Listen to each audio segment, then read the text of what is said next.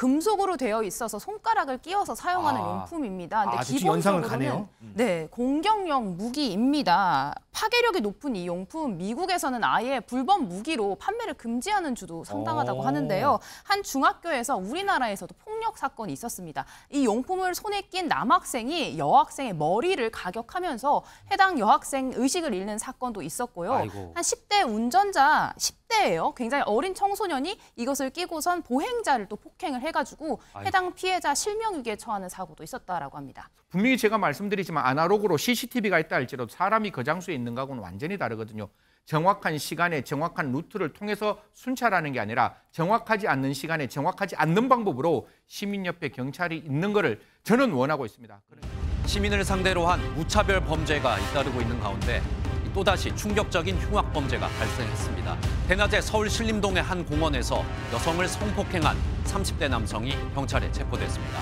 일면식도 없는 모르는 여성을 때리고 성폭행했습니다. 산악살려라고 소리 지르고 신고하라고 소리 지르더니 관악구 소방, 건천구 소방은 경찰들 많이 왔다 갔어요. 왜 물러나지 않겠어요? 우리는 밥만 먹으면 거기가 사는데 산에 있는 데서는 못하고 있는 거예요. 서울 신림동에서 흉기난동 사건이 벌어진 지 한 달도 안 됐는데 인근에서 또 강력범죄가 일어났습니다. 시민들 불안 상당히 커지고 있습니다. 이 사건 좀 짚어보겠습니다. 승재훈 의원, 네네. 바로 어제 일어난 사건이에요? 예, 사실 뭐 신림동 조선이 저질렀는 장소와 일직선으로는 2km 정도 차이밖에 없는 곳인데요. 지금 저 그래픽에 나와 있다시피 사실 신림동에 있는 걸린공원에서 이제 산책로에서 성폭행이 일어났는데요.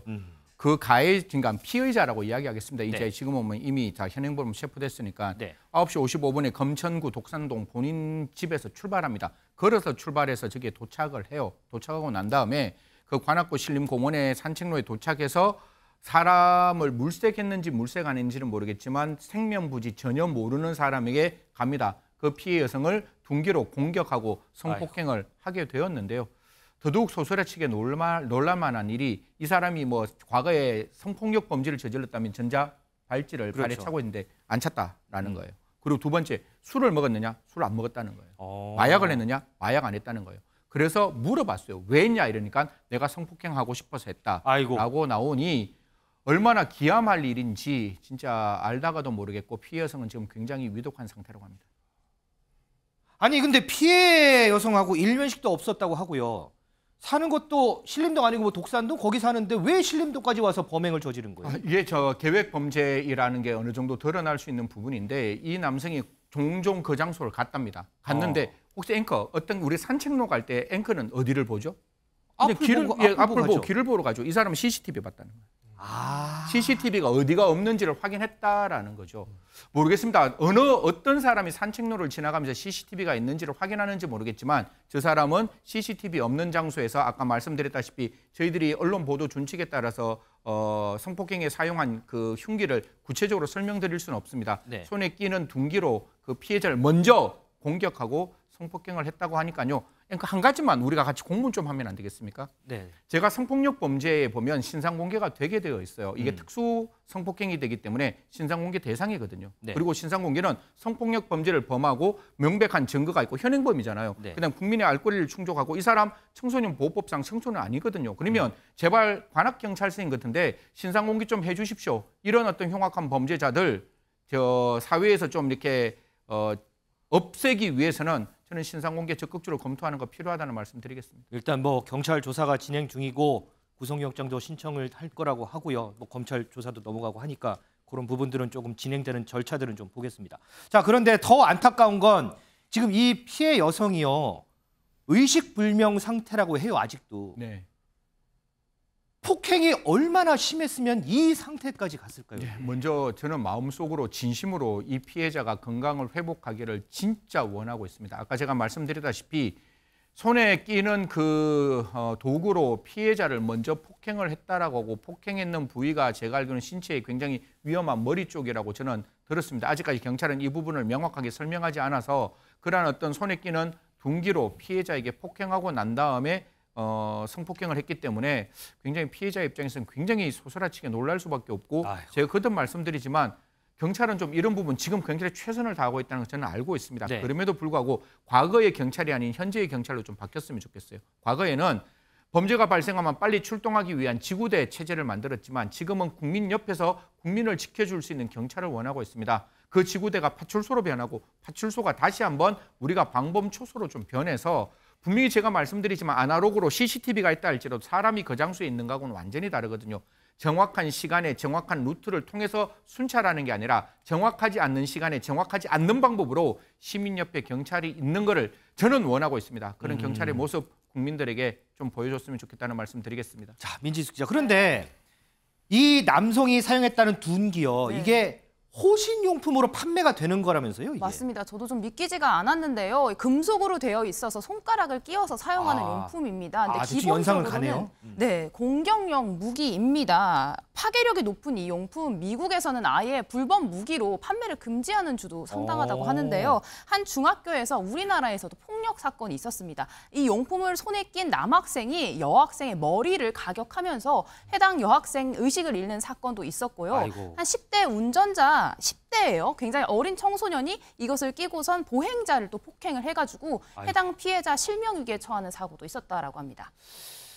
야, 정말 이게 호신용품이 아니고 흉기가 되는 상황이었는데 실제로요. 이 호신용품이 흉기가 될 수 있다라고 하는 그런 우려가 이전부터도 계속 나왔습니다. 전문가 얘기 좀 듣고 오겠습니다. 나를 보호하기 위해서 호신용품 사서 가지고 다니는데 나를 보호하기 위한 호신용품이 때로는 나를 해치는 범죄의 흉기로 돌변할 수도 있다는 거죠. 일반 시민들은 이런 호신용품 사용에 익숙하지 않습니다. 그렇죠. 반대로 범행을 각오하고 있는 범죄자에게 네. 맞선다는 것 자체가 굉장히 위험한 일이고요. 맞습니다. 그래서 아마 가장 좋은 것은 상황을 피하는 것, 현장을 벗어나는 것이 네. 가장 먼저 쉽게 할 수 있고 또 네. 안전한 것이고요. 네. 지금 상황 보니까요. 호신용품이라고 쓰고 흉기가 되는 상황이 돼버렸어요. 지금.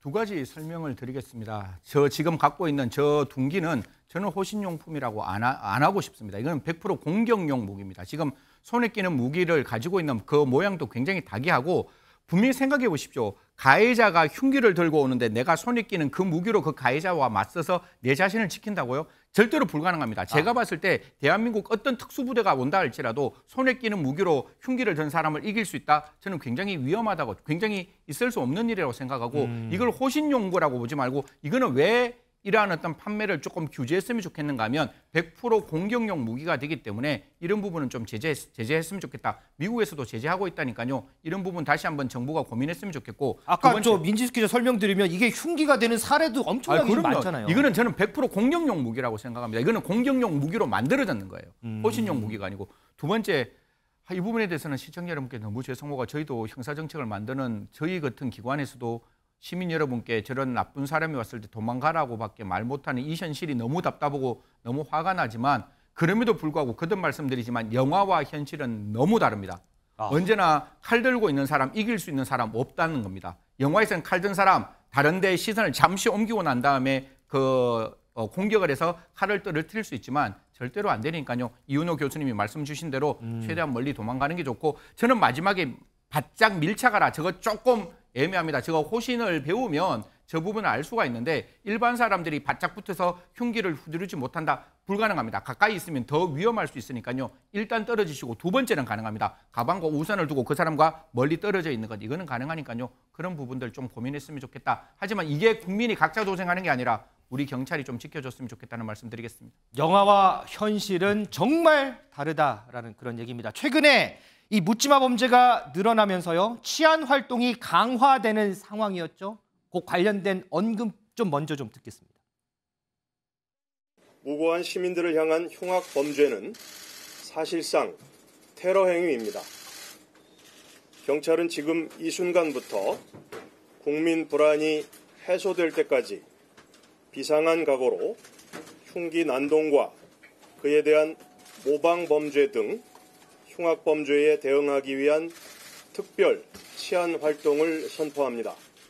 정부는 이들 사고를 엄중히 인식하고 범죄 발생 우려 지역을 중심으로 경찰력을 집중 배치하여 경계와 순찰 활동을 대폭 강화하고 있습니다. 그리고 유사 흉악 범죄가 발생하는 경우에는 총기, 테이저건 등 정당한 물리력 사용을 통해 과감히 제압할 방침입니다. 한민수 대변인, 조금 전에 영상 봤지만 윤희근 경찰청장이 특별 치안 활동 선포한 게 지난 4일이에요. 이 사건 일어난 게 어제 17일이에요. 네. 13일밖에 지나진 않았어요. 어떻게 보세요, 이거? 일단 경찰 수장이 저렇게까지 얘기하고 총리도 얘기했는데 이런 정말 끔찍한 범죄가 일어났다는 건 경찰로서는 특히 정부로서도 국민들 볼 면목이 없을 겁니다. 뭐 경찰 장갑차, 총을 든 특공대까지 나타났지만 이게 보여주기 아니냐 이런 비판들이 있었는데 결국은 이걸 예방하지 못했다는 것은 비판을 살 수밖에 없는 대목이고요. 물론 경찰로서 한계가 있을 수 있을 겁니다.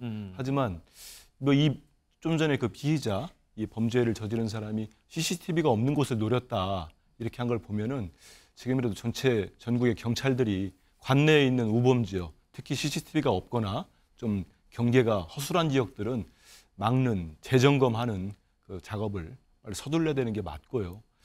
인터넷을 통해서 이 사건이 알려지자, 기사를 통해 알려지니까 인터넷에서 모두 각자 도생의 시대가 온 거 아니냐. 특히 여성들이 느끼는 공포심이 클 텐데 경찰과 정부가 나서서 이거를 완화시키고 좀 위로할 수 있는 대책을 좀 만들어야 될 것 같습니다.